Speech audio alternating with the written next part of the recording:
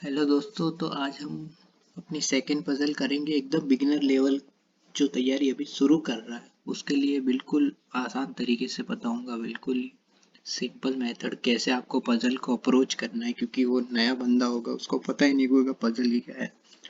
तो उस हिसाब से ये पजल मैं सॉल्व करूंगा, बस आप सुनते जाना और देखते जाना।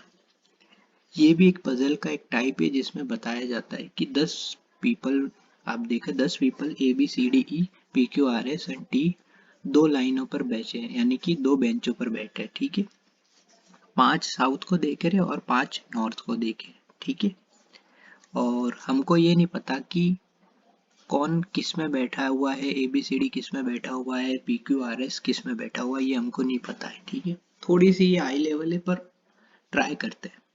तो पहले हम इसका उसको कैसे बनाते हैं वो पहले हम देख लेते हैं। ये देख लेते हैं, ये पहले ये 1 2 3 4 5। ठीक है, ये हो गया पूरा अपना ऐसे 2 3 4 5 1 2 3 4 5। ये कंडीशन ले ली, एक कंडीशन आप यहाँ बना ले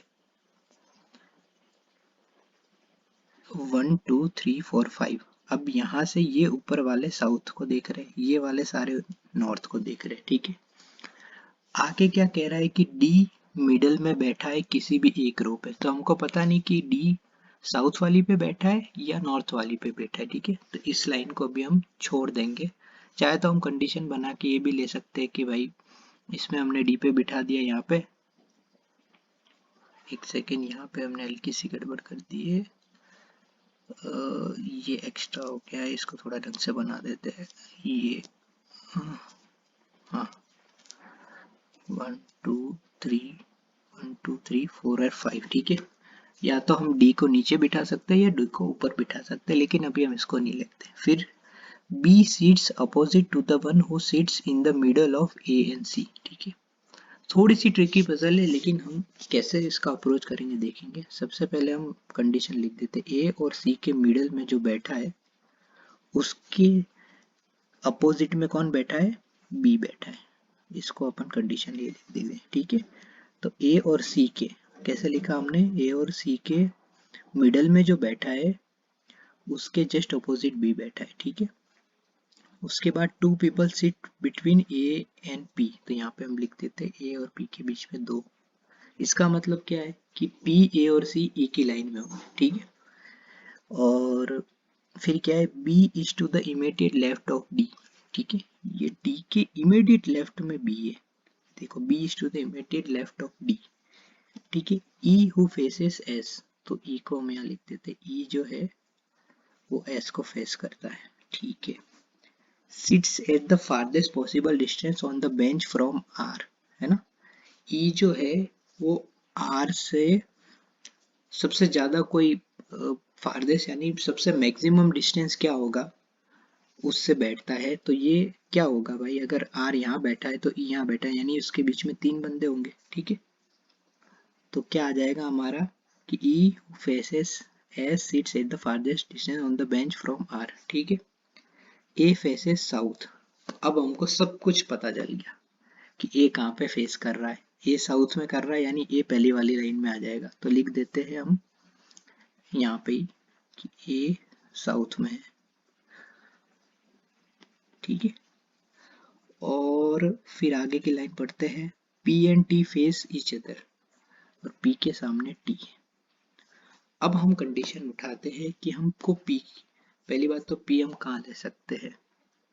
अगर हमने सपोज ए को हमने मिडल में लिया। ठीक है, अगर हमने ए को मिडल में लिया तो ए और सी के बीच में, चलो हम यहाँ से शुरू करते हैं। हम ए को यहाँ लेते ए, ठीक है, और सी को इधर लेते। तो ए और सी के बीच में बैठा उसको बीच देख रहा है, और यहाँ पे हमने डी ले लिया। ठीक है, अब देखो कि ये कंडीशन बिल्कुल सेटिस्फाई नहीं करेगी, कि आप देखें ए और दो को छोड़कर पी चाहिए, जो कि हमारा बैठ नहीं रहा, इसलिए ये कंडीशन भी हमारी हो जाएगी गलत। ठीक है, उस तो फिर हम किस तरह से सोच सकते हैं, फिर हम ये देखते हैं कि ए की पोजीशन हम एक और जगह शिफ्ट कर सकते हैं, वो है यहाँ पे। यहाँ पे हमने ए लिया, ए और सी के बीच में ये, यहाँ पे आ गया हमारा बी, यहाँ पे आ गया डी। अब आप देखें कि ए और पी के बीच में कितने बैठ रहे? 2 बैठ रहे। ठीक है, चलो 2 बिठा देते हैं। और पी किसको सामने देख रहा है? टी को। ठीक है, ये हो गया हमारा टी। अब आप ये देखें कि अब एक ही चीज बची है कि ई और एस को देख रहा है। ठीक है, लेकिन अब आप देखें कि किस चीज को हम कर सकते हैं। हाँ, अगर हम ई को यहाँ रखते हैं, ठीक है, तो यहाँ आ रह सकता है ऑब्वियसली। ठीक है, और यहाँ पे हमारा आ जाएगा एस। ठीक है, तो अब हमारा क्या बचा? ए हो गया, बी हो गया, सी हो गया, डी हो गया, ई हो गया, पी, क्यू। क्यू बच गया, वो क्यू यहाँ आ सकता है। लेकिन एक और चीज हम करते हैं, अभी तो बहुत करने हमको पता नहीं ना, हमें 3 की पोजीशन लानी है। अब देखते हैं कि हमने जब ए को इधर लिया, लेकिन अब हम वाइस वर्सा भी तो कर सकते हैं। तो बात समझ रहे हो? अगर हम ए को यहाँ लेते, सपोज करो हम यहाँ पे लेते, तो ए और सी के बीच में ये हो गया। ठीक है, ये भी तो हो सकता है। अब आप देखें कि ए और सी के बीच में बैठने वाला बी है और बी डी के जस्ट लेफ्ट में है। आप ये भी देखें। अब आप देखें कि ए और पी, सारी कंडीशन में बता देता हूँ कि आपको लगे ना कि अब आप देखिए इस कंडीशन में पी के सामने टी सेट नहीं बैठेगा, इसलिए ये कंडीशन भी हमारी गलत हो जाएगी। सारी कंडीशन आप देख सकते हैं, ये थोड़ी सी ट्रिकी पजल है। अब आप नेक्स्ट देखें और कौन सी कंडीशन ले सकते हैं हम सेम पोजीशन पे। जहाँ पे हमने ए लेफ्ट हैंड से सेकंड बिठाया था, हम यहाँ पे बिठा सकते हैं ए, यहीं पे ए ले ले हम, और फिर हम ले लेते सी यहाँ पे हम ले लेते बी, यहाँ पे ले लेते डी, और यहाँ पे 1 और 2 पे रख देते हम पी, और पी के सामने हो गया टी। ठीक है, अब हम देखते हैं कि ई, अब वही कंडीशन आ रही है, तो वही सेम टू सेम बन रहा है। ई आ गया इधर, ये आ गया एस। ठीक है, और ई और हाँ, अब देखो, अब ये कंडीशन जो होगी वो बिल्कुल सही बैठेगी अपनी। अब देखो, हमें ई और आर के बीच में कितने बिठाने, सॉरी सॉरी, अब ये देखिए, ये थोड़ी सी ट्रिकी पजल है, लेकिन आप इसमें सोचिए कि मैंने क्या कहा था, ई और आर के बीच में 3 बैठने चाहिए। ठीक है, ये 3, और ई फेस करेगा एस को। अब ये बैठेगा अपना एकदम सही, यहाँ पे आ गया क्यू। तो ये जो हमारी पजल बनी ना, ये कंडीशन, ये बिल्कुल सही बनी है, और ये कंडीशन गलत है। ये जो कंडीशन गलत होने का एक ही रीजन है कि मैंने कहा था, इसमें एक लाइन दी हुई है कि सबसे दूर फारदेस्ट, यानी कि सबसे दूर होना चाहिए ई आर से। तो सबसे दूर कैसे हो सकता है? जब ई एक कोने पे हो और आर एक कोने पे हो, और इसमें हम वो चीज नहीं कर पा रहे इस कंडीशन में, इसलिए ये कंडीशन गलत हो जाएगी। अगर हम इस कंडीशन को देखते जिसको मैंने राइट लिया है, आप ध्यान से देखिए कि सारी कंडीशन सेट बैठ रही है। जैसे ई और आर के बीच में 3 है, हमने ई की पोजीशन रख दी, एस की पोजीशन रख दी।